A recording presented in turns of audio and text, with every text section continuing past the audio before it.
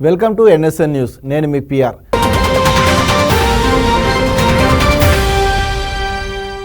దేశంలో కొత్త విషయాల గురించి మన్ కీ బాత్ కార్యక్రమం ద్వారా ప్రజల ముందుకు తీసుకొస్తారు ప్రధాని నరేంద్ర మోడీ.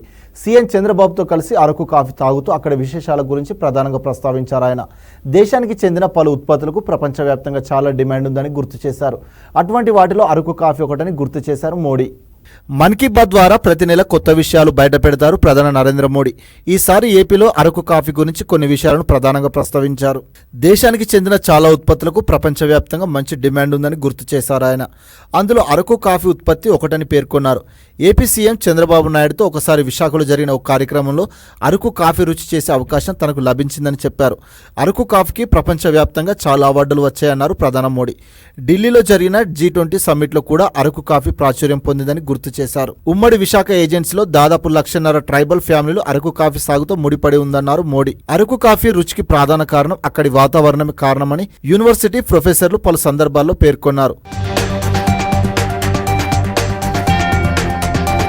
సముద్ర మట్టానికి 3,600 అడుగుల ఎత్తులో ఉన్న ఉమ్మడి విశాఖ ఏజెన్సీ కాఫీ తోటల సాగుకు అనువైన ప్రదేశం. కాఫీ చెట్లు పొడవైన సిల్వర్ ఓక్ చెట్ల మధ్య సాగవుతాయి. సూర్యకిరణాలు కాఫీ మొక్కలపై నేరుగా పడవు. చల్లదనం వల్ల కాఫీ సాగుకు అనుకూలంగా ఉంటుంది. సముద్ర మట్టానికి 1,000 అడుగుల ఎత్తులో ఉండటంతో అక్కడి నేలలో క్షారగుణం తక్కువగా ఉంటుంది. ఫలితంగా కాఫీకి ప్రత్యేక రుచి తోడవుతుంది. 120 ఏళ్లు వెనక్కి వెళ్తే 1898లో ఏపీలో కొన్ని ఏజెన్సీ ప్రాంతాల్లో బ్రిటిషర్లు కాఫీ పంటను సాగు చేశారు. అక్కడి నుంచి విశాఖ ఏజెన్సీకి విస్తరించింది. ముఖ్యంగా అరకు, అనంతగిరి, చింతపల్లి ప్రాంతాలకు విస్తరించింది. ఆ తర్వాత కాఫీ సాగు తగ్గుముఖం పట్టింది. చివరకు 1960 నాటికి కేవలం 10,000 ఎకరాల్లో మాత్రమే ఈ పంట సాగు అయింది. 1985లో ప్రభుత్వాలు మారిన తర్వాత అటవీ అభివృద్ధి విభాగం ఏర్పాటైంది. సేంద్రియ పద్ధతుల్లో కాఫీ తోటల పెంపకం గిరిజన ప్రాంతాల్లో మొదలైంది. రాహుల్ ద్రావిడ్ నాడు కెప్టెన్గా సాధించలేకపోయిన ట్రోఫీని నేడు టీమిండియా కోచ్గా సాధించాడు. 17 ఏళ్ల తర్వాత జీవితంలో మిగిలిపోయిన ఒక వెలితిని పూర్తి చేసుకున్నాడు. అండర్-19 జూనియర్ కోచ్గా, తర్వాత జాతీయ జట్టు కోచ్గా వరల్డ్ కప్లు అందించి ఒక సంపూర్ణ క్రికెటర్గా రిటైర్ అవుతున్నాడు.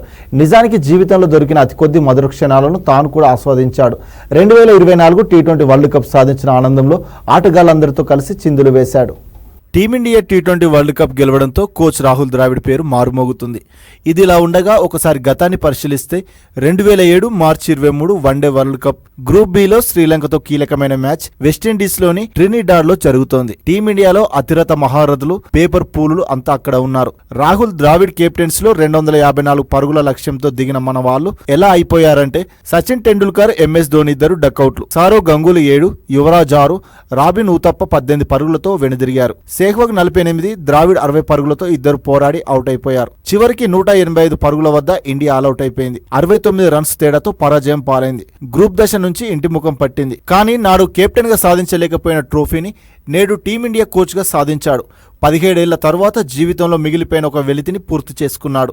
అండర్-19 జూనియర్ కోచ్గా, తర్వాత జాతీయ జట్టు కోచ్గా వరల్డ్ కప్లు అందించి ఒక సంపూర్ణ క్రికెటర్గా రిటైర్ అవుతున్నాడు. నిజానికి జీవితంలో దొరికిన అతి కొద్ది మధుర క్షణాలను తాను కూడా ఆస్వాదించాడు. 2024 T20 వరల్డ్ కప్ సాధించిన ఆనందంలో ఆటగాళ్లందరితో కలిసి చిందులు వేశాడు.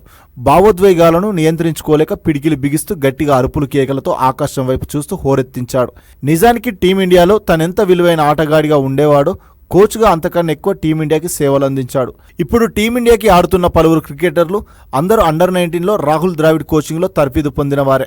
క్రికెట్లోకి వచ్చిన కొత్తలో పెద్ద క్రికెట్ ట్రోఫీలు పెట్టుకుంటూ వెరైటీగా గ్రౌండ్లోకి వచ్చే ద్రావిడ్ మొదటి నుంచి చాలా కూల్గా ఉండేవాడు. భావోద్వేగాలను ఎక్కడ ప్రదర్శించేవాడు కాదు. జెంటిల్మెన్ క్రికెటర్గా పేరున్న ద్రావిడ్ ఆ ఆటకెంతో వన్నె తెచ్చాడు. జూనియర్ కోచ్గా ఉన్నప్పుడు రవిశాస్త్రి పదవీ కాలం అయిన తర్వాత ద్రావిడ్ని కోచ్గా ఉండమని గంగూలీ అడిగాడు. ఎందుకంటే వీళ్ళందరూ సమకాలికులు, వీరి మధ్య మంచి అనుబంధం కూడా ఉంది. నిజానికి గంగూలీ బలవంతం వల్లనే ద్రావిడ్ టీమిండియా కోచ్గా రావడానికి ఒప్పుకున్నాడని అందరూ అంటారు. ఒక రకంగా సౌరవ్ గంగూలీ కూడా ఇండియన్ క్రికెట్కి మేలే చేశాడని చెప్పాలి. 2021 నవంబర్లో బాధ్యతలు స్వీకరించిన రాహుల్ ద్రావిడ్ ప్రారంభంలో ఎన్నో సవాళ్లు ఎదుర్కొన్నాడు. 2022 ఆసియా కప్, T20 ప్రపంచ కప్లో టీమిండియా ఆకట్టుకోలేకపోయింది. టెస్టు ఛాంపియన్షిప్ ఫైనల్లో కూడా ఓటమి పాలైంది. అందరూ గొప్ప ప్లేయర్లే, కానీ సమిష్టి కృషి లేక పరాజయాలు తప్పడం లేదు. దీంతో అందరితో స్నేహభావంతో ఉండేవాడు. అలా ఫ్రెండ్లీ కోచ్గా పేరు సంపాదించాడు. ఇక 2023 వరల్డ్ కప్నకు ఏడాది ముందు నుంచి తాను ప్రణాళికను అమలు చేశాడు. 24 మంది మెరికల్ లాంటి ఆటగాళ్లతో ఒక టీం తయారు చేశాడు. వారికి కఠినమైన శిక్షణ ఇప్పించాడు. వారిలో లోపాలను సరిచేశాడు. సెలెక్టర్లు కెప్టెన్తో కర్ర విరగకుండా పాము చావకుండా సమన్వయంతో వ్యవహరించాడు. మొత్తానికి 2023 వన్డే ప్రపంచ కప్ ని గెలిచినంత పనిచేశారు. దురదృష్టం ఫైనల్లో పరాజయం పాలైంది. చివరికి 2024 తనకి కూడా కోచ్ గా ఆఖరి మెగా సిరీస్. తన జీవితంలో మిగిలిన ఏకైక కోరిక ఎట్టకేలకే టీమిండియా జట్టు ప్రపంచ కప్ గెలిచి సగర్వంగా ఆచార్య ద్రావిడ్కు వీడ్కోలు పలికింది. ద్రావిడ్లో గొప్పతనం ఏమిటంటే ఎందరో క్రికెటర్లకి ఎన్నో అవకాశాలు ఇస్తూ వెళ్ళాడు. ఒక మ్యాచ్లో సరిగా ఆడకపోయినా మరో మ్యాచ్లో అక్కడ ఆడకపోయినా మరొకటి అలా అవకాశాలు ఇస్తూ నాణ్యమైన క్రీడాకారులుగా మార్చాడు. 2023 వన్డే వరల్డ్ కప్ నుంచి శ్రేయస్ అయ్యార్కి ఇచ్చినన్ని అవకాశాలు మరెవరికి ఇవ్వలేదు. ఇక 2024 టీ20 వరల్డ్ కప్ నే చూస్తే విరాట్ కోహ్లీ, రవీంద్ర జడేజా, శివన్ దూబే వీరందరికీ వరుస ఛాన్సులు ఇచ్చాడు. రిజర్వ్ బెంచ్ లో ఉన్నా సరే వీరినే రిస్క్ తీసుకొని ఆడించాడు. అది విరాట్ రూపంలో ఫైనల్లో అక్కడకు వచ్చింది. దూబే సెమీఫైనల్ డక్అవుట్ అయినా ఫైనల్లో అవకాశం ఇవ్వడం అంటే సాహసమని చెప్పాలి. ఇలా ఎందుకు చేయాల్సి వచ్చిందంటే ప్రపంచ కప్లో ఆడేటప్పుడు టోర్నమెంట్లలో ఉండే ఒత్తిడి, ఆడే విధానం ఇవన్నీ దూబేకు అనుభవంలోకి వచ్చాయి. వచ్చే 2 ఏళ్లలో మళ్ళీ టీ20 ప్రపంచ కప్ ఆడేటప్పుడు తాను విరాట్ రోహిత్ ప్లేస్ ని ఆక్రమించిన ఆశ్చర్యపోనవసరం లేదు. ఇదే ఆచార్యుడు ద్రావిడ్ నీతి. రేపటి క్రికెట్ కోసం కూడా ఒక పటిష్ట ప్రణాళికలతో ముందడుగు వేశాడు. నిజానికి రాహుల్ ద్రావిడ్ 2011 వన్డే టీ20 మ్యాచ్లకు రిటైర్మెంట్ ప్రకటించాడు. 2012లో ఫస్ట్ క్లాస్ క్రికెట్ కు గుడ్ బై చెప్పాడు. అలా 16 ఏళ్ల సుదీర్ఘ క్రికెట్ కు తెరదించాడు. తన కెరీర్లో 164 టెస్ట్ మ్యాచ్లు ఆడి 13,288 పరుగులు చేశాడు. 36 సెంచరీలు, 63 హాఫ్ సెంచరీలు చేశాడు. 344 వన్డేలు ఆడి 10,899 పరుగులు చేశాడు. 12 సెంచరీలు, 83 హాఫ్ సెంచరీలు ఉన్నాయి. టీ20 మ్యాచ్ అయితే ఒకటే ఆడాడు. కానీ అదే టీ20 ప్రపంచ కప్ను సాధించి భారతీయులకు అందించాడు. భారత క్రికెట్లో ద్రావిడ్ చెరగని ముద్ర వేశాడు. సీనియర్ రాజకీయ నేత డి శ్రీనివాస్ అంత్యక్రియలు నిజామాబాద్ పట్టణంలోని శ్మశాన వాటికలో ముగిశాయి. డిఎస్ పెద్ద కుమారుడు ధర్మపురి సంజయ్ అంతిమ సంస్కరణలు నిర్వహించారు. డిఎస్ చిన్న కుమారుడు బీజేపీ ఎంపీ ధర్మపురి అరవింద్ కుటుంబ సభ్యులు అంత్యక్రియలకు హాజరయ్యారు. కాంగ్రెస్ సీనియర్ నేత డి శ్రీనివాస్ అంత్యక్రియలు నిజామాబాద్లో ముగిశాయి. డిఎస్ను చివరి చూపు చూసేందుకు అభిమానులు, కార్యకర్తలు, బంధువులు భారీగా తరలివచ్చి అంత్యక్రియలో పాల్గొన్నారు. అంతకుముందు నిజామాబాద్లోని డిఎస్ నివాసానికి వచ్చిన CM Revanth Reddy, deputy CM Bhatti, మంత్రులు, కాంగ్రెస్ నేతలు, కార్యకర్తలు ఆయన పార్థివ దేహానికి నివాళులర్పించారు. 40 ఏళ్ల పాటు రాష్ట్ర రాజకీయాల్లో తనదైన ముద్ర వేసిన డి శ్రీనివాస్ను సన్నిహితులు, కార్యకర్తలు డిఎస్గా సీనన్నగా పిలిచేవారు. బీసీ నేతగా, తెలంగాణవాదిగా, రాజకీయాల్లో అజాత శత్రువుగా పేరొందారు. డిఎస్ నిజామాబాద్ జిల్లా వెలుపూరు మండల కేంద్రంలో రైతు కుటుంబంలో 1948లో జన్మించారు. హైదరాబాద్ నిజాం కాలేజీలో డిగ్రీ లా పూర్తి చేసిన డిఎస్ రిజర్వ్ బ్యాంకులో పనిచేశారు. ఆ టైంలో యువత రాజకీయాల్లోకి రావాలన్న ఇందిరాగాంధీ పిలుపుతో ఎన్ఎస్యుఐలో చేరారు డిఎస్. ఆయనలో నాయకత్వ లక్షణాలను గ్రహించిన ఇందిరాగాంధీ ఉమ్మడి ఏపీకి మొదటి ఎన్ఎస్యుఐ స్టేట్ ప్రెసిడెంట్ చేశారు. అక్కడ నుంచి ప్రస్థానం ప్రారంభించిన డిఎస్ పార్టీలో అంచెలంచెలుగా ఎదిగారు. ఉమ్మడి ఏపీ పీసీసీ అధ్యక్షుడిగా, జనరల్ సెక్రటరీగా, 2 సార్లు పీసీసీ ప్రెసిడెంట్గా పనిచేశారు. మాజీ ఉపరాష్ట్రపతి వెంకయ్యనాయుడు నేడు 75వ పుట్టినరోజు. ఈ సందర్భంగా ఆయన జీవిత ప్రస్థానంపై 3 పుస్తకాలను ప్రధాని మోడీ వర్చువల్గా విడుదల చేశారు. వెంకయ్యనాయుడు జీవితం, 13వ ఉపరాష్ట్రపతిగా వెంకయ్యనాయుడు లక్ష్యం, సందేశం, మహానేత వెంకయ్యనాయుడు జీవితం ప్రయాణం పేరుతో 3 పుస్తకాలను ప్రచురించారు. మాజీ ఉపరాష్ట్రపతి వెంకయ్యనాయుడు 75వ జన్మదినాన్ని పురస్కరించుకొని ఆయన జీవిత ప్రస్థానపై పుస్తకాలను ఢిల్లీ నుంచి వర్చువల్గా విడుదల చేశారు ప్రధాని. ఈ సందర్భంగా వెంకయ్యనాయుడుపై మోడీ ప్రశంసలు కురిపించారు. వెంకయ్య పుస్తకాలు దేశ ప్రజలకు మార్గనిర్దేశం కావాలని మోడీ ఆకాంక్షించారు. నాయుడుతో కలిసి చాలా కాలం పనిచేసే అవకాశం తనకు కలిగిందని మోడీ తెలిపారు. కింది స్థాయి నుంచి ఎదిగిన వ్యక్తి వెంకయ్యనాయుడని కొనియాడారు. ఎమర్జెన్సీ సమయంలో వెంకయ్య ఎంతో పోరాటం చేశారని, 17 నెలల పాటు జైలు జీవితం సైతం గడిపారని గుర్తు చేశారు మోడీ. గ్రామీణ పట్టణాభివృద్ధి శాఖలో వెంకయ్య చెరిగిపోని ముద్ర వేశారని చెప్పారు ప్రధాని.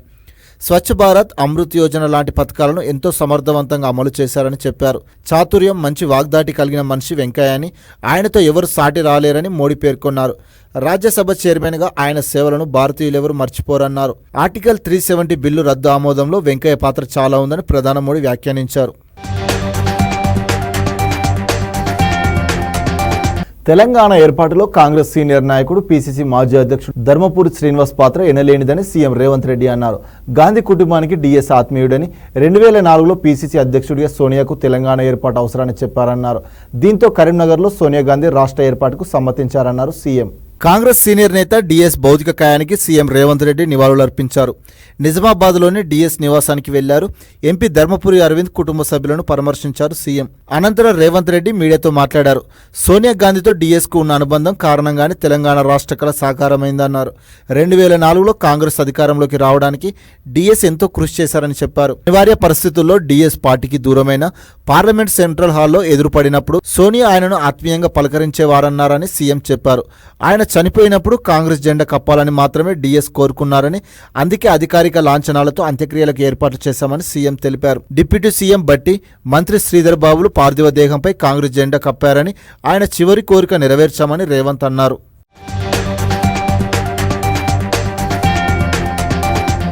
తెలంగాణలో బీఆర్ఎస్కు వరుసగా ఎదురుదెబ్బలు తగులుతున్నాయి. కాంగ్రెస్ ఆపరేషన్ ఆకర్ష్ స్పీడప్ చేయడంతో ఎమ్మెల్యేల వలసల పర్వం 6కు చేరింది. తాజాగా మహేశ్వరం ఎమ్మెల్యే సబితా ఇంద్రారెడ్డి సైతం పార్టీ మారేందుకు సిద్ధమయ్యారని ప్రచారం సోషల్ మీడియాలో పుకారు షికారు చేస్తున్నాయి. రాష్ట్రంలో గులాబీ పార్టీకి షాకుల మీద షాకులు తగులుతున్నాయి. కొత్తగా లిస్టులోకి మహేశ్వరం ఎమ్మెల్యే సబితా ఇంద్రారెడ్డి చేరారు. ఇప్పటికే కాంగ్రెస్తో ప్రాథమిక చర్చలు పూర్తయ్యాయని, ఆషాఢ మాసం ప్రారంభంలోనే ఆమె కాంగ్రెస్ కండువ కప్పుకోబోతున్నట్లు సమాచారం. ఇటీవల నియోజకవర్గ పర్యటనలో ఆమె మంత్రి పదవిపై కీలక వ్యాఖ్యలు చేశారు. హోంశాఖ, విద్యాశాఖలను మీకోసమే ఖాళీగా ఉంచారేమో మేడం, మీరు వెళ్తే మీకే ఆ శాఖ ఇస్తారేమోనని ఓ రిపోర్టర్ నవ్వుతూ వ్యాఖ్యానించగా, మంత్రి పదవి కావాలంటే అదృష్టం ఉండాలని సరదాగా బదులిచ్చారు. అయితే బీఆర్ఎస్ అధికారంలో లేనందున మంత్రి పదవి సాధ్యం కాదని చెప్పకుండా అదృష్టం ఉండాలని వ్యాఖ్యానించడంతో త్వరలోనే ఆమె కాంగ్రెస్ తీర్థం పుచ్చుకోవడం ఖాయమన్న చర్చ నడుస్తోంది. గత కాంగ్రెస్ ప్రభుత్వంలో సబితా ఇంద్రారెడ్డి హోంమంత్రిగా పనిచేశారు. ఆమె 2019లో కాంగ్రెస్ను వీడి బీఆర్ఎస్లో చేరి మంత్రి పదవి కొట్టేశారు. అయితే బీఆర్ఎస్ అధికారం కోల్పోవడంతో ఆమె పార్టీ మారేందుకు రెడీ అవుతున్నట్టు తెలుస్తుంది. ఆమె కుమారుడు కార్తిక్ రెడ్డి సైతం కాంగ్రెస్లో చేరబోతున్నారని, అతడికి నామినేటెడ్ పోస్టును సైతం కాంగ్రెస్ ఆఫర్ చేసిందని సమాచారం. కాగా ఉమ్మడి రంగారెడ్డి జిల్లా రాజకీయాల్లో పట్నం, పట్లోళ్ల ఫ్యామిలీలదే ఆధిపత్యం. ఏ పార్టీ పవర్లో ఉన్నా ఈ రెండు కుటుంబాల్లో ఎవరో ఒకరు అధికార పక్షంలో ఉండటం పక్కా. అయితే 2019 తర్వాత ఈ సీన్ మారింది. పట్నం మహేందర్ రెడ్డి, పట్లోళ్ల సబిత ఈ ఇద్దరు బీఆర్ఎస్లో చేరడంతో రెండు కుటుంబాలు అధికార పక్షంలో ఉన్నాయి. అయితే ఇటీవల పట్నం మహేందర్ రెడ్డి కాంగ్రెస్లో చేరగా, తాజాగా సబితా ఇంద్రారెడ్డి సైతం కాంగ్రెస్ వైపు చూస్తుండటంతో ఈసారి పట్నం, పట్లోళ్ల కాంబినేషన్ కాంగ్రెస్లో ఉండబోతుందన్న చర్చ సోషల్ మీడియాలో వినిపిస్తుంది. పుంగనూరు నివురుగప్పిన నిప్పులా మారింది. టీడీపీ, వైసీపీ మధ్య పొలిటికల్ వార్ పీక్స్కి చేరింది. అధికార ప్రతిపక్ష నాయకుల విమర్శలు, ప్రతి విమర్శలతో రాజకీయం హీట్ ఎక్కింది. చిత్తూరు జిల్లా పుంగనూరులో ఉద్రిక్తత పరిస్థితులు నెలకొన్నాయి. అధికార టీడీపీ, ప్రతిపక్ష వైసీపీలు కయ్యానికి కాలు దువ్వుతున్నాయి. మాజీ మంత్రి పెద్దిరెడ్డి, ఎంపీ మిథున్ రెడ్డిలు పుంగనూరులో అడుగు పెట్టొద్దని టీడీపీ, జనసేన కార్యకర్తలు రోడ్డుపై బైఠాయించారు. దీంతో మిథున్ రెడ్డి స్పందించారు. రాజకీయ కక్షతోనే వైసీపీ నేతలపై టీడీపీ దాడులకు పాల్పడుతుందని మండిపడ్డారు. భౌతిక దాడులే కాదు, ఆస్తులు కూడా ధ్వంసం చేస్తున్నారని ధ్వజమెత్తారు. ప్యాక్షన్ నియోజకవర్గాల్లో ఉండే పరిస్థితి ఇప్పుడు పుంగనూరులో వచ్చిందన్నారు. ఓ ఎంపీగా నియోజకవర్గంలో తిరిగే రైట్ లేదా అని ఎంపీ మిథున్ రెడ్డి ప్రశ్నించారు. వైసీపీ కార్యకర్తలపై దాడులు జరిగితే వారిని పరామర్శించకుండా హౌస్ అరెస్టు చేయడాన్ని తప్పుబట్టారాయన. దీనిపై లోక్సభ స్పీకర్కు ఫిర్యాదు చేస్తానంటూ మిథున్ రెడ్డి పేర్కొన్నారు. దేనికైనా రెడీ అని, తనను అరెస్టు చేసిన, ఆఖరికి చంపిన డోంట్ కేర్ అన్నారు. తాను చనిపోయినా ప్రజాసేవ చేసేందుకు తన ఇంటి నుంచి ఎవరో ఒకరు వస్తారని చెప్పారు. చంద్రబాబు ట్రాప్లో చల్లబాబు పడొద్దని, అది ఆయనకే నష్టమన్నారు. ఒక ఎంపీగా నా నియోజకవర్గ ప్రజలను, కార్యకర్తలను కలిసే హక్కు తనకు ఉందని, కానీ కలవకుండా తనను హౌస్ అరెస్టు చేశారంటూ ఆగ్రహం వ్యక్తం చేశారు. మరోవైపు వైసీపీకి వ్యతిరేకంగా టీడీపీ, జనసేన కార్యకర్తలు పుంగనూరులో నిరసనకు దిగారు. మాజీ మంత్రి పెద్దిరెడ్డి, ఎంపీ మిథున్ రెడ్డిలు పుంగనూరులో అడుగు పెట్టొద్దని రోడ్డుపై బైఠాయించారు. అంబేద్కర్లో సర్కిల్లో ధర్నాకు దిగారు. పెద్దిరెడ్డి గోబ్యాక్ అంటూ ప్లకార్డులు ప్రదర్శించి నినాదించారు. పరిస్థితి ఉద్రిక్తంగా మారడంతో అడిషనల్ ఎస్పీ ఆధ్వర్యంలో పుంగనూరులో భారీ బందోబస్తు ఏర్పాటు చేశారు. బీహార్ అసెంబ్లీ ఎన్నికల్లో సీఎం నితీష్ కుమార్ నాయకత్వంలో ఎన్డీఏ కూటమి పోటీ చేస్తుందని కేంద్ర మంత్రి చిరాగ్ పాస్వాన్ వెల్లడించారు. బీహార్లో తాము అత్యధిక స్థానాలు గెలుచుకున్నామని, తమ పార్టీ పోటీ చేసిన 5 స్థానాల్లోనూ విజయం సాధించిందన్నారు. డబుల్ ఇంజన్ సర్కారుతోనే బీహార్ అభివృద్ధి సాధ్యమని చెప్పారు. పట్నాలో కేంద్ర మంత్రి చిరాగ్ పాస్వాన్ మీడియాతో మాట్లాడారు. లోక్సభ ఎన్నికల్లో విపక్షం ఎన్నో హామీల వర్షం కురిపించిన ఫలితాలు ఎలా ఉన్నాయో చూశామని చెప్పారు. రానున్న అసెంబ్లీ ఎన్నికల్లో బీహార్లో ఎన్డీఏ ఘన విజయం సాధిస్తుందని విశ్వాసం వ్యక్తం చేశారు. మరోవైపు బీహార్కు ప్రత్యేక హోదా ప్రకటించాలని, లేని పక్షంలో ప్రత్యేక ప్యాకేజీని కేటాయించాలని బీహార్ సీఎం నితీష్ కుమార్ సారథ్యంలోని జేడీయూ ఓ తీర్మానం ఆమోదించింది. పలు రాష్ట్రాలు హోదా కోసం గత కొన్నేళ్లుగా డిమాండ్ చేస్తున్న క్రమంలో బీహార్కు ప్రత్యేక హోదాపై ఎన్డీఏ కీలక భాగస్వామి జేడీయూ పట్టుబడుతుండటంతో కాషాయ పాలకుల తదుపరి అడుగులు ఎలా ఉంటాయనేది ఆసక్తి రేపుతుంది. భారత ప్రజలు గర్వించేలా టీమిండియా టీ20 ప్రపంచ కప్ను గెలిచిందని మాజీ క్రికెటర్ గౌతమ్ గంభీర్ అన్నారు. వీఐసీ విరామ సమయంలో ఆయన తిరుమల శ్రీవారిని దర్శించుకున్నారు. ఈ సందర్భంగా గౌతమ్ మీడియాతో మాట్లాడారు. కెప్టెన్ రోహిత్ శర్మ, కోహ్లీ, రాహుల్ ద్రావిడ్కు ప్రత్యేకంగా అభినందనలు తెలిపారు. కోహ్లీ, రోహిత్ రిటైర్మెంట్పై గంభీర్ స్పందించారు. టీ20 కప్ గెలవడం కంటే రిటైర్మెంట్కు మంచి సందర్భం ఏముంటుందన్నారు. వన్డే టెస్టులలో జట్టుకు వారిద్దరు విలువైన సేవలు అందిస్తున్నారన్నారు Gambhir. India, I want to congratulate the entire nation that India has won the World Cup. It is for 140 crore Indians. The entire team has made the entire nation proud, and the entire nation is very, very happy. I want to congratulate Rahul Dravid, Rohit Sharma, the entire team, and the entire support staff for achieving such a great success for the nation. Sir, Kohli and Rohit Sharma is a retirement. How Yes. did you feel? See, what better than finishing off the T20 career with a World Cup win? It couldn't have got better than that. Probably the script was written, and they both are great players. They've done so much for Indian cricket, and really want to congratulate wish them all the best. And they still play 2 more formats. They play Test cricket and One Day cricket. I'm sure they're going to keep contributing to the success of the country and to the team. The 13 years World Cup T20 2007 and 2024. How did you feel? I think India has played really good cricket. Even the భారత army చీఫ్గా general Upendra Dwivedi బాధ్యతలు స్వీకరించారు. ప్రస్తుతం army చీఫ్గా ఉన్న general Manoj Pandey పదవి విరమణ పొందారు. దీంతో ఆయన స్థానంలో ఉపేంద్ర ద్వివేది బాధ్యతలు చేపట్టారు. 1964 జూలై 1న జన్మించిన ఉపేంద్ర 1984 డిసెంబర్ 15న జమ్మూ కాశ్మీర్ రిఫైల్ దళంలో చేరారు. 40 ఏళ్ల తన సర్వీస్లో అనేక స్థాయిలో బాధ్యతలు నిర్వహించారు. ఆయన గతంలో భారత సైన్యానికి వైస్ చీఫ్, అదేవిధంగా ఉత్తర సైన్యానికి కూడా నాయకత్వం వహించాడు. ఆయన చేసిన సేవలకు గుర్తుగా పరమ విశిష్ట సేవా పథకం, అతి విశిష్ట సేవా పథకం అందుకున్నారు. కాశ్మీర్, రాజస్థాన్లో ఉగ్రవాద వ్యతిరేక కార్యకలాపాల్లో బెటాలియన్కు నాయకత్వం వహించారు.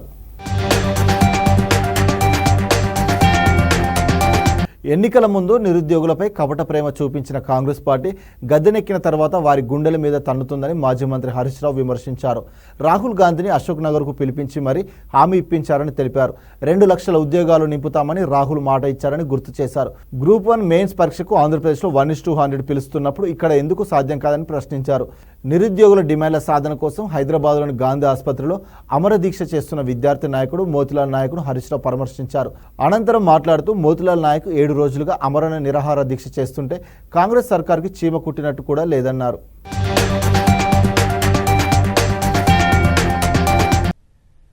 ఆ రోజు మీరే చెప్పారు మీరు జాబ్ క్యాలెండర్ ఇస్తామని. ఒకవైపు రేవంత్ రెడ్డి గారు, ఇంకొక వైపు బట్టి విక్రమార్క సంతకాలు పెట్టి బాండ్ పేపర్ల మీద రాసిచ్చారు. మీరు ఏమైనాయి మీ సంతకాలు, ఏమైనాయి మీ బాండ్ పేపర్లు? అసెంబ్లీలో ఆ రోజు ప్రతిపక్ష స్థానంలో ఉండి ఇదే బట్టి విక్రమార్క గారు 1:100 పరీక్ష పెట్టాలని అడిగారు. ఎందుకు పెట్టరు అని అడుగుతా ఉన్నా.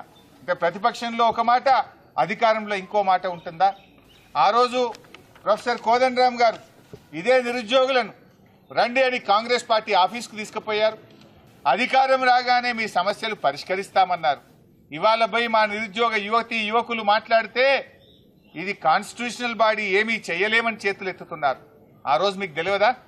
మీరు ప్రొఫెసర్ కదా, మీరు మేధావులు కదా, అయినా అది చేయడానికి అవకాశం ఉంది.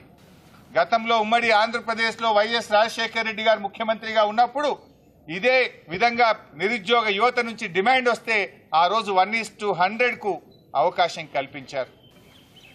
విడిపోయిన ఆంధ్రప్రదేశ్ రాష్ట్రంలో మొన్నటిదాకా ఉన్న జగన్మోహన్ రెడ్డి గారి ప్రభుత్వం కూడా 1:100 అక్కడ నిరుద్యోగ యువత డిమాండ్ మేరకు మరి నోటిఫికేషన్ ఇచ్చిన తర్వాత కూడా వారు కూడా అక్కడ చేయడం జరిగింది. మరి ఉమ్మడి ఆంధ్రప్రదేశ్లో సాధ్యమైనప్పుడు, కొత్తగా ఏర్పడ్డ ఆంధ్రప్రదేశ్లో సాధ్యమైనప్పుడు మన రాష్ట్రంలో ఎందుకు సాధ్యం కాదో రేవంత్ రెడ్డి గారు సమాధానం చెప్పాలి, కోదండరామ్ రెడ్డి గారు సమాధానం చెప్పాలని చెప్పి నేను డిమాండ్ చేస్తాను. 10 సంవత్సరాలుగా ప్రధాని నరేంద్ర మోడీ నాయకత్వంలో ప్రపంచ దేశాల ముందు భారతదేశ ఖ్యాతి పెరిగిందని బొగ్గు గనుల శాఖ మంత్రి కిషన్ రెడ్డి అన్నారు. హైదరాబాద్ బంజారా హిల్స్లోని బంజారా గార్డెన్లో ఖైరతాబాద్ అసెంబ్లీ నియోజకవర్గ బూత్ స్థాయి వర్కర్ల సమావేశానికి ఆయనతో పాటు కేంద్ర మంత్రి పీయూష్ గోయల్ హాజరయ్యారు. చాలా రోజుల తర్వాత ప్రధానమంత్రి మోడీ నిర్వహించిన మన్ కీ బాత్ కార్యక్రమాన్ని కిషన్ రెడ్డి వీక్షించారు. 10 సంవత్సరాలుగా రాజకీయ అంశాలకు అతీతంగా ప్రజలను చైతన్యం చేసేందుకు ప్రధాని నిర్వహిస్తున్న మన్ కీ బాత్ కార్యక్రమాన్ని ప్రతి ఒక్కరూ వీక్షించాలని కోరారు. ప్రధానమంత్రి గారు 2014 నుంచి 2024 వరకు వరుసగా 10 సంవత్సరాల పాటు దేశ ప్రజలను ఉద్దేశించి ప్రతి నెల నిర్వహించేటువంటి మన్ కీ బాత్ కార్యక్రమం ఇటీవల పార్లమెంట్ ఎన్నికల కారణంగా ఎన్నికల కోడ్ రావడంతో ఆగిపోయింది. మళ్ళీ ఈ రోజు నుంచి వచ్చే 5 సంవత్సరాలు కొనసాగిస్తారు. కాబట్టి తెలుగు ప్రజలందరినీ కూడా కోరుతా ఉన్నాను, ప్రతి ఒక్కరు కూడా ఈ మన్ కీ బాత్ కార్యక్రమం చూడాల్సిందిగా. అనేక సామాజిక సమస్యల మీద ప్రజలకు తెలియజేసేటువంటి ప్రయత్నము, తన మనసులో ఉన్నటువంటి ఆలోచనను దేశ ప్రజలతో పంచుకునేటువంటి ప్రయత్నము ప్రధానమంత్రి గారు చేస్తారు. కాబట్టి అందరూ చూడాల్సిందిగా కోరుతా ఉన్నారు. ఢిల్లీ లిక్కర్ పాలసీ వ్యవహారంలో నిందితురాలిగా ఉన్న బీఆర్ఎస్ ఎమ్మెల్సీ కవిత బెయిల్ పిటిషన్పై రేపు ఢిల్లీ హైకోర్టు తీర్పు వెలువరించనుంది. జస్టిస్ స్వర్ణకాంత శర్మతో కూడిన ధర్మాసనం ముందు ఇరుపక్షాల న్యాయవాదులను తమ వాదనలు వినిపించనున్నారు. కాగా ఈ కేసులో కవితను మార్చి 15న ఎన్ఫోర్స్మెంట్ డైరెక్టరేట్ అరెస్టు చేయగా ఆమె తీహార్ జైలులో ఉన్నారు. సీఎం రేవంత్ రెడ్డి పనితీరుపై సొంత పార్టీ నేతలకు నమ్మకం లేదని, ఆయన విధానాలపై పలువురు అసంతృప్తితో ఉన్నారని మాజీ ఎమ్మెల్యే పెద్ది సుదర్శన్ రెడ్డి అన్నారు. వరంగల్ బీఆర్ఎస్ భవన్లో మీడియా సమావేశంలో మాట్లాడారు ఆయన. సీఎం అనుసరిస్తున్న ఒంటెద్దు పోకడలతో విసుగు చెంది సొంత ఎమ్మెల్యేలు ఆయన విధానాలకు వ్యతిరేకిస్తున్నారని చెప్పారు. రేవంత్ రెడ్డి సీఎం కావడం మెజారిటీ ఎమ్మెల్యేలకు ఇష్టం లేదన్నారు. రోజు రోజుకు రేవంత్కు పార్టీల అసమ్మతి గలం పెరుగుతుందన్నారు. అందుకు నిదర్శనమే నిన్న వరంగల్లో ఎదురైన ఘటనని గుర్తు చేశారు. 39 మంది శాసనసభ్యుల బలం ఉన్నది. ఆయన అనుకుంటాను కావచ్చు 6 వేయిళ్ళు అని చెప్పి. ఇలా సభ పెడితే తెలుస్తుంది 39 మంది ఎమ్మెల్యేల బలం కేసీఆర్ గారికి ఉన్నది. 26 మంది శాసనసభ్యుల బలం మాత్రమే రేవంత్ రెడ్డి గారికి ఉన్నది. 38 మంది కాంగ్రెస్ పార్టీ గుర్తుపై గెలిచిన శాసనసభ్యులు తనను వ్యతిరేకిస్తున్నారు. ఒకసారి బీఆర్ఎస్ను టచ్ చేసే ముందు నీ పార్టీలో ఉన్నటువంటి నీ శాసనసభ్యులు నిన్నెందుకు అవాయిడ్ చేస్తున్నారో ఆత్మవిమర్శ చేసుకొని టీటీడీ పాలనలో పారదర్శకత తీసుకొచ్చేందుకు ఈవో శ్యామలారావు చర్యలు చేపట్టారు. గత పాలక మండలి తీర్మానాలను అధికారిక వెబ్సైట్లో పెట్టించారు. 2023 ఆగస్టు నుంచి 2024 మార్చి వరకు మొత్తం 8 బోర్డు సమావేశాలు జరిగాయి. అప్పుడు తీసుకున్న నిర్ణయాలకు సంబంధించిన వివరాలను గోప్యంగా ఉంచడంపై ఈవో ఆగ్రహం వ్యక్తం చేశారు. దీంతో అధికారులు ఆ తీర్మానాలను భక్తులకు తెలిసేలా టీటీడీ అధికార వెబ్సైట్లో అందుబాటులోకి తీసుకొచ్చారు. లోక్సభ సభ్యుడిగా ప్రమాణం చేసే సమయంలో ఎంఐఎం చీఫ్ అసదుద్దీన్ ఓవైసీ చేసిన జై పాలస్తీనా వ్యాఖ్యలపై దేశవ్యాప్తంగా చర్చ జరుగుతుంది. దేశ పార్లమెంటులో పరాయి దేశానికి జై కొట్టడం ఏంటని ఓవైసీకి వ్యతిరేకంగా నిరసనలు, ధర్నాలు వెలువెత్తుతున్నాయి. ఇందులో భాగంగానే ఢిల్లీలో వీహెచ్పీ నేతలు జంతర్ మంతర్ వద్ద ధర్నాకు దిగారు. ఓవైసీకి వ్యతిరేకంగా నినాదాలు చేస్తూ భారీ ఎత్తున ర్యాలీ నిర్వహించారు. వారిని ఢిల్లీ పోలీసులు అడ్డుకున్నారు. దీంతో అక్కడ ఉద్రిక్త వాతావరణం నెలకొంది.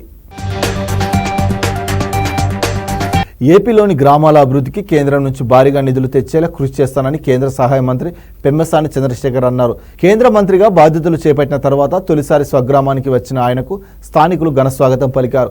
తొలుత తెనాలి మండలం అంగల కుదురులో ఎన్టీఆర్ విగ్రహానికి పూలమాలలు వేసి నివాళులర్పించారు. అనంతరం తెనాలిలోని కాళీమాత దేవాలయాన్ని దర్శించుకున్నారు. వెస్ట్ బెర్రీ స్కూల్ వద్ద ఉన్న తన తండ్రి విగ్రహానికి నివాళులర్పించారు. తర్వాత బుర్రెపాలెం చేరుకున్న పెమ్మసాని బహిరంగ సభలో పాల్గొని మాట్లాడారు. గుంటూరు నియోజకవర్గ సమస్యలన్నీ తీరుస్తానని హామీ ఇచ్చారు. రైల్వే శాఖ మంత్రి గారితో కలిశాను. నేను గుంటూరు జిల్లాకి కావాల్సిన రైల్వే ప్రాజెక్టులన్నీ కూడా చేసి పెడతానన్నారు. శంకర్ విలాస్ బ్రిడ్జ్ 70 సంవత్సరాల కళ గుంటూరు ప్రజలకి తప్పనిసరిగా అవే కాకుండా మిగిలిన రైల్వే బ్రిడ్జెస్ అన్ని కూడా డిపిఆర్లు అన్ని చేయించి అవన్నీ చేసే ప్రక్రియ తీసుకుంటాం. రూరల్ డెవలప్మెంట్ అంటే మీకు తెలియదే ఉంది, గ్రామాలు ఇవి కావాలని మనమే అడిగి తీసుకున్నటువంటి మినిస్టరీ. ఎందుకంటే గ్రామాల్లో రోడ్లు కానీ లేకపోతే పేదవాళ్ళకి ఇళ్లు కానీ, అదేవిధంగా పేద మహిళలు స్కిల్ డెవలప్మెంట్ చేసుకొని స్వయం ఉపాధి తెచ్చుకునే విధంగా గ్రామీణ ప్రాంతాన్ని ఏ విధంగా అభివృద్ధి చేయాలో అవి కూడా ఆలోచిస్తాం. బట్ దేశంలో కరప్షన్ పోయే విధంగా ల్యాండ్ రికార్డ్స్ అనేది కూడా నా దగ్గరే ఉంది. ల్యాండ్ రికార్డ్స్ మొత్తం సెంట్రలైజ్ చేస్తాం. ప్రతి వ్యక్తికి ఈ రాష్ట్రంలో ఈ దేశంలో ఎక్కడెక్కడ భూములు ఉన్నాయో పెమ్మసాని అని కొడితే లిస్టు మొత్తం వచ్చే విధంగా చేస్తాం. వచ్చే 3 సంవత్సరాల్లో చేసి అవినీతి అధికారులు, అవినీతి రాజకీయ నాయకుల చిట్టా మొత్తం కూడా తీసే విధంగా ఒక విప్లవాత్మకమైనటువంటి మార్పు తీసుకురాబోతా ఉన్నాం. అది మీరందరూ గర్వపడాల్సింది. అది మన గురిపాలెం నుంచే జరగబోతోంది అనేది. ఏపీలో విశ్వవిద్యాలయాల వీసీల రాజీనామాల పర్వం కొనసాగుతుంది. Acharya Nagarjuna varsity vice chancellor Rajasekhar తన పదవికి రాజీనామా చేశారు. వర్సిటీని రాజకీయాలకు కేంద్ర బిందువుగా మార్చిన వీసీ రాజశేఖర్ పదవికి రాజీనామా చేయడంతో అధ్యాపకులు, విద్యార్థులు హర్షం వ్యక్తం చేస్తున్నారు. 2022 సెప్టెంబర్లో వర్సిటీ రెగ్యులర్ వీసీగా రాజశేఖర్ను నియమించారు. ఆయనపై వర్సిటీ ప్రతిష్టను దిగజార్చారనే ఆరోపణలున్నాయి. విశ్వవిద్యాలయంలో వైఎస్ రాజశేఖర రెడ్డి విగ్రహం పెట్టడంతో పాటు 3 రాజధానులకు అనుకూలంగా సదస్సులు నిర్వహించారు.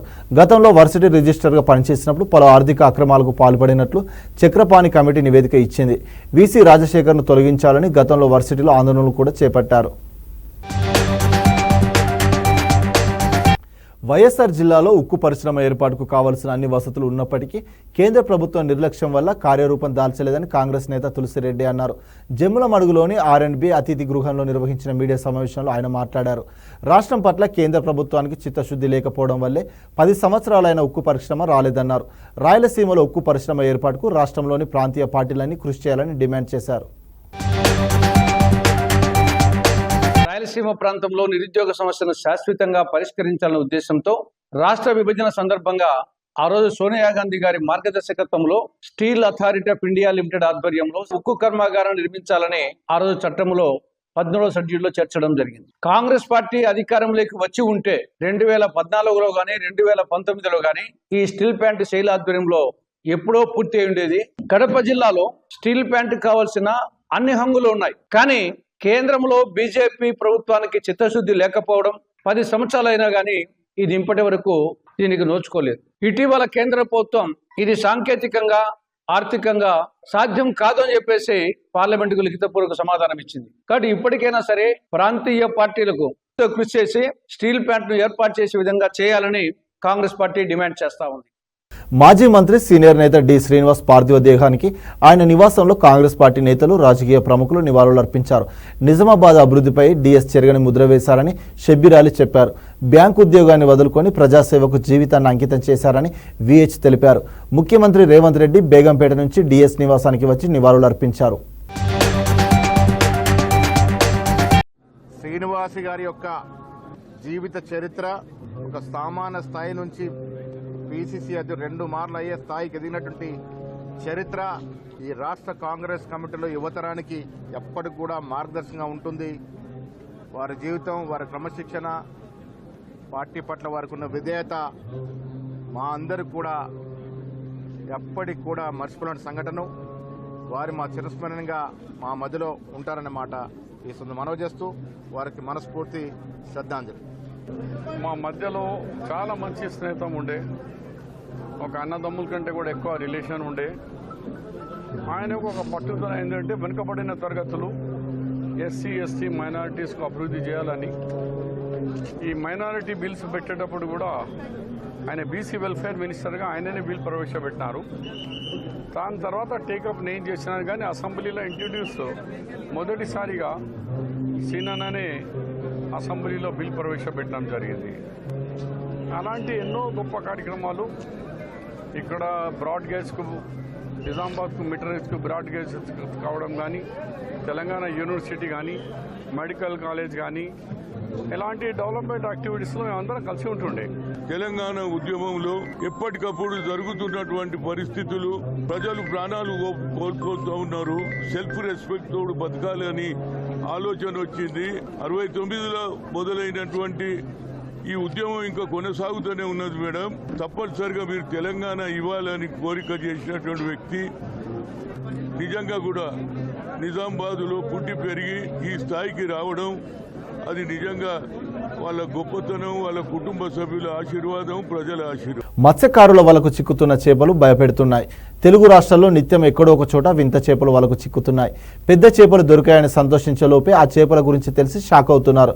ఈ క్రమంలోనే ఖమ్మం జిల్లాలో ఓ గిరిజనుడి వలకు చేపలు చిక్కాయి. కిలో బరువు ఉండే ఈ చేప వింతగా భయం కలిగించేదిగా ఉండడంతో షాక్ అయ్యారు. ఖమ్మం జిల్లా తిరుమలాయపాలెం మండలం బీచురాజుపల్లి వద్ద అకేరులో చేపలు పట్టేందుకు వెళ్లారు బాలాజీ తండ గిరిజనులు. వల విసిరిన గిరిజనులకు సముద్ర జలాల్లో మాత్రమే కనిపించే వింత రకం చేపలు లభించాయి. సముద్ర జలాల్లో మాత్రమే తిరిగే ఈ చేపలను ఆక్వేరియంలోనూ పెంచుతారని చెబుతున్నారు. స్థానికంగా వీటిని దయ్యం చేపలుగా పిలుస్తుండగా వరదల సమయాన అకేరు చెక్ డ్యాంలో చేరినట్టుగా గ్రామస్తులు భావిస్తున్నారు. చేపల రూపాన్ని బట్టి వీటిని దయ్యం చేపగా పిలుస్తారు. వాటి చుట్టూ ఉండే ఇతర చేపలను గాయపరచడం, చంపి తినడం ఈ చేపలకు అలవాటు. దీని కారణంగా దేశవాళీ చేపలు ఇతర విలువైన నీటి ప్రాణులకు ప్రమాదమని మత్స్యకారుడు చెబుతున్నాడు. ఈ చేప ఉన్న చోట మిగతా చేపలు అంతరించిపోతాయంటున్నారు. ఇతర దేశాలకు చెందిన ఈ చేపను మొదట ఆక్వేరియంలో పెంచేందుకు మనవారు తీసుకొని వచ్చారు. అక్కడ నుంచి దీని సంతతి పెరుగుతూ వస్తుంది. దెయ్యం చేప భిన్న రూపం కలిగి ఉంటుంది. దీనికి పొలుసులుండవు, ఒళ్ళంతా నల్లటి చారలు మాత్రమే ఉంటాయి. వీటిని సహజంగా వాడుక భాషలో దెయ్యం చేప, విమాన చేప అంటారు. ఈ చేపలు చెరువులోకి చేరాయంటే ఇక అంతే సంగతులు. ఈ చేపలు చెరువుల్లోకి చేరితే ఇతర చేపల అభివృద్ధికి ఆటంకంగా మారుతాయని మత్స్యకారులు ఆందోళన చెందుతున్నారు. వింత చేపలను గ్రామస్తులు ఆసక్తిగా చూస్తున్నారు.